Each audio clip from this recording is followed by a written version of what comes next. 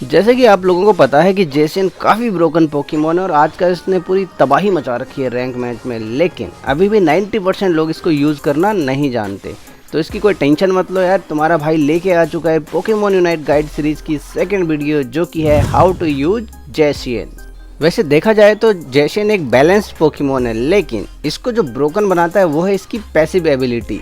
तो इसकी passive ability क्या है उसके बारे में जानने के लिए हम चलते हैं प्रैक्टिस एरिया में। जैसे कि आप लोगों को पता है कि इस गेम का जो मेन मोटो है वो है गोल करना, और गोल करने के लिए आपको स्कोरिंग पॉइंट्स की ज़रूरत पड़ती है। तो ये जेसन उन्हीं पॉइंट्स को as a passive ability use करता है, और उस पैसिव एबिलिटी के अंदर ये होता है कि आप इसका कोई भी मूव एक एक्स्ट्रा टाइम यूज़ कर सकते हो। नहीं समझे? नहीं। कोई बात नहीं, लाइव टेस्ट करके दिखाते हैं। जैसे कि यहाँ पर मैंने इसके दोनों मूव यूज़ कर लिए क्योंकि मेरे पास दोनों कूल डाउन पे, लेकिन अगर मैं इसकी पैसिव एबिलिटी यूज़ करूँ तो दोनों में से कोई भी एक मूव मैं एक्स्ट्रा यूज कर सकता हूँ। और सिर्फ एक्स्ट्रा ही नहीं यार, ये मूव्स जो हमारे पैसिव मूव्स होते हैं इनका डैमेज नॉर्मल मूव से भी ज़्यादा होता है। जैसे कि आप यहाँ पर देख सकते हो, सेक्रेट शॉट का डैमेज टेस्ट करते हैं हम तो इसका डैमेज आता है 1600 के अराउंड, लेकिन वहीं पर अगर हम इसकी पैसिव एबिलिटी यूज़ करके सेक्रेट शॉट यूज़ करते हैं तो उसका डैमेज आएगा लगभग 2000 के आसपास। जैसे कि मैंने यहाँ पर यूज़ कर लिया, अब आप देख सकते हो मेरा लगभग 2000 मतलब 2100 के आसपास का डैमेज आ रहा है लगभग। तो हमारे 400 या 500 का डिफरेंस इसके बीच बन रहा है। तो आप देख सकते हो कितना ज़्यादा डैमेज है, डिफरेंस है दोनों के बीच में, लगभग 500 का डिफरेंस है। यही चीज़ है जो इसको ब्रोकन बनाती है। तो देखो यार, इसकी पैसिव एबिलिटी यूज़ करने के भी दो तरीके हैं, एक है सिंगल टैप और एक है होल्ड डाउन। तो पहले बात करते हैं सिंगल टैप की। तो इसमें क्या होता है कि आपको सिंगल टैप करना पड़ता है इसकी जो पैसिव एबिलिटी है इस पर।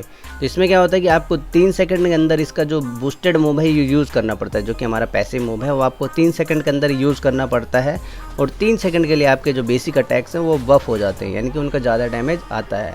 और दूसरे हम उसकी बात करें तो दूसरा है होल्ड डाउन। तो इसमें क्या होता है, हमें थोड़ा होल्ड डाउन करके रखना पड़ता है स्कोरिंग वाला बटन। इसमें जब हमारे फुल चार्ज होता है, जैसे कि आप देख सकते हो हेल्थ बार के नीचे ये फुल चार्ज हो जाता है, तब इसको छोड़ना होता है। इसके बाद आप 10 सेकंड के अंदर इन मूव को यूज कर सकते हो। जैसे कि पहले में था हमारा 3 सेकंड के अंदर, इसमें आप 10 सेकंड के अंदर ये वाला मूव यूज कर सकते हो। इसके साथ साथ 10 सेकंड तक आपके जो बेसिक अटैक्स हैं वो बफ हो जाते हैं, यानी 10 सेकंड तक आपके बेसिक अटैक का डैमेज नॉर्मल अटैक से ज़्यादा आएगा। अब कुछ लोगों को कंफ्यूज होगा यार बफ बेसिक अटैक कैसे होते हैं। तो जैसे देखो, मैं यहाँ पर नॉर्मल अटैक मारता हूँ तो ब्लू कलर के दिखते हैं, जैसे कि आप देख सकते हो इसकी हेल्थ बार के नीचे ब्लू कलर के दिखते हैं। लेकिन वहीं पे अगर मैं इनको पैसिव एबिलिटी यूज़ करके यूज़ करूँ तो आप देख सकते हैं यहाँ पर मेरे गोल्डन कलर के जो ब्लू कलर के बार थे वो अभी गोल्डन कलर के यूज़ हो रहे हैं। तो जब तक ये नीचे इस हेल्थ बार के नीचे बार रहेगा तब तक मेरे गोल्डन कलर के अटैक रहेंगे। तो जैसे ही ये बार ख़त्म हो जाता है फिर दोबारा वो ब्लू कलर के आ जाते हैं, यानी कि जो हमारे गोल्डन वाले हैं वो है हमारे बेसिक बफ्स अटैक। तो बात करते हैं यार सिंगल टैप और होल्ड डाउन में क्या डिफरेंस है। तो सिंगल टैप में जहां आपके 5 पॉइंट्स यूज़ होते हैं वहीं आपके होल्ड डाउन में 10 पॉइंट्स यूज़ होते हैं। सिंगल टैप में आपको 3 सेकंड का कूल डाउन मिलता है, यानी कि 3 सेकंड के अंदर आपको मूव यूज़ करना पड़ता है। वहीं होल्ड डाउन वाले में आपको 10 सेकंड का कूल डाउन मिलता है, यानी कि 10 सेकंड के अंदर आप उसके मूव्स जो पैसिव मूव्स हैं वो यूज़ कर सकते हो। सिंगल टैप में आपको 3 सेकंड के लिए बेसिक अटैक बफ मिलता है, वहीं आपको होल्ड डाउन वाले में 10 सेकंड का बेसिक अटैक बफ मिलता है। अब कुछ लोगों को गलतफहमी रहती है यार, सिंगल टैप के जो पैसिव मूव है उसका कम डैमेज आता है और होल्ड डाउन वाले के पैसिव मूव का ज़्यादा डैमेज आता है, लेकिन ऐसा कुछ नहीं है, दोनों मूव्स का बराबर डैमेज आता है। डैमेज में दोनों का कोई अंतर नहीं है। जो मैंने ये 3 पॉइंट्स बताए यही इनका मेन डिफरेंस है। अब इन दोनों तरीकों में से आपको कौन सा तरीका यूज़ करना है और कब यूज़ करना है उसके बारे में हम आगे बात करेंगे। उससे पहले हम बात करते हैं उसके मूव सेट के बारे में, यानी सेक्रेट शॉट के बारे में, जिसका ये गाइड वीडियो है।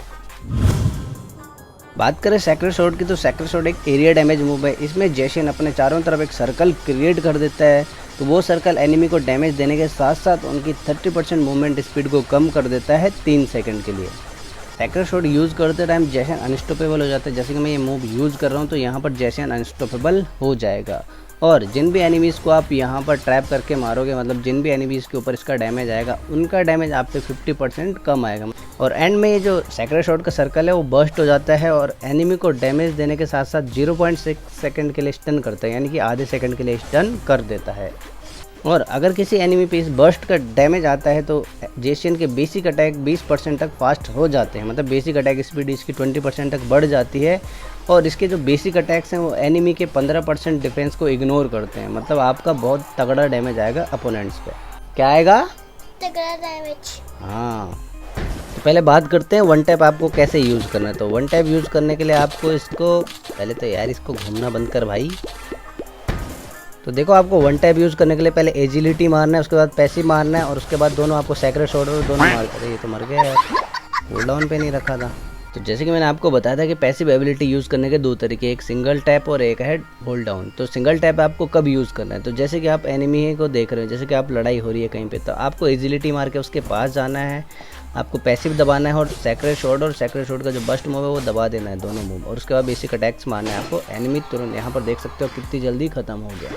तो अब बात करते हैं होल्ड डाउन। आपको होल्ड डाउन वाला यूज़ कब करना है। सपोज आपकी टीम पूरी फाइट ले रही है और आप अभी टीम फाइट में जा रहे हो, तो आप होल्ड डाउन करके वहाँ जा सकते हो, या फिर अगर आप कहीं पे कैंप कर रहे हो, सपोज आप यहाँ पर कैंपिंग कर रहे हो, एनिमी टीम पूरी टीम आ रही है, तो आपको होल्ड करके रखना है और जैसे एनिमी टीम यहाँ पर आए आपको सैक्रेड शॉट और बूस्टेड दोनों यूज़ करके आपको बेसिक अटैक उन पर स्पैम कर देना है, तो जिससे उन पर बहुत ज़्यादा डैमेज आएगा।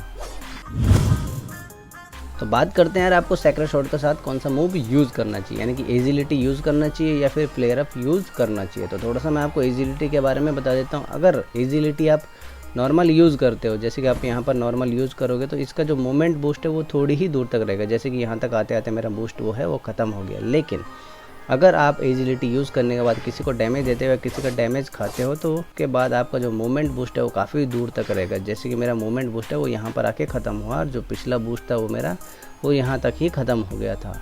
तो आप देख सकते हो कि एजिलिटी का आपको कैसे यूज़ करना है। एजिलिटी का यूज़ करने के बाद आपको या तो डैमेज खाना है या फिर डैमेज देना है। और अगर आप एजिलिटी को आप पैसिव एबिलिटी के साथ बूस्ट कर दो, तो जेशियन को थोड़ी देर के लिए कुछ शील्ड मिल जाती है, जिससे कि आपका काफ़ी फ़ायदा हो जाता है भागने में, या फिर आपको जैसे फाइट के बीच में आपकी एचपी कम है तो आप पैसिव एबिलिटी यूज़ करके उसको मार सकते हो।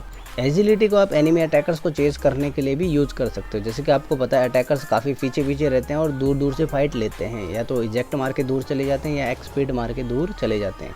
तो उनको चेज करने के लिए आपको पैसिव एबिलिटी यूज़ करनी है। पैसिव एबिलिटी यूज़ करने के बाद एजिलिटी दबानी है और एजिलिटी के बाद किसी को डैमेज देना है, वाइल्ड पोकेमॉन है किसी भी पोकेमॉन को, उसके बाद ताकि आपकी जो मूवमेंट स्पीड है वो बूस्ट हो सके। तो मूवमेंट स्पीड आपकी जैसे ही ख़त्म होती है उसके बाद दोबारा आपको नॉर्मल एजिलिटी दबानी है, उसके बाद फिर से डैमेज देना है आसपास। और आप अगर वो एक्स स्पीड लगा के इजेक्ट लगा के भी दूर भागते हैं तो फिर भी वो आपसे नहीं बच सकते।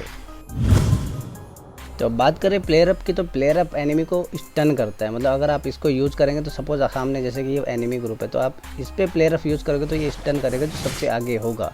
लेकिन अगर आप एओएस एनर्जी से इसको बूस्ट करते हो तो जितने भी होंगे वो सबको स्टन करेगा जितने उसकी लाइन में आएंगे। तो आप इसको भी यूज़ कर सकते हो सैक्रेड शॉट के साथ, काफ़ी यूज़फुल है, काफ़ी अच्छा खासा डैमेज भी आता है इसका। पहले मैं यही यूज़ करता था, इसका भी काफ़ी अच्छा रोल है, इसको यूज़ कर सकते हो आप, काफ़ी अच्छा है। और दूसरा आप एजिलिटी को भी यूज़ कर सकते हो। अब आपके ऊपर है आपको कौन सा यूज़ करना है कौन सा नहीं।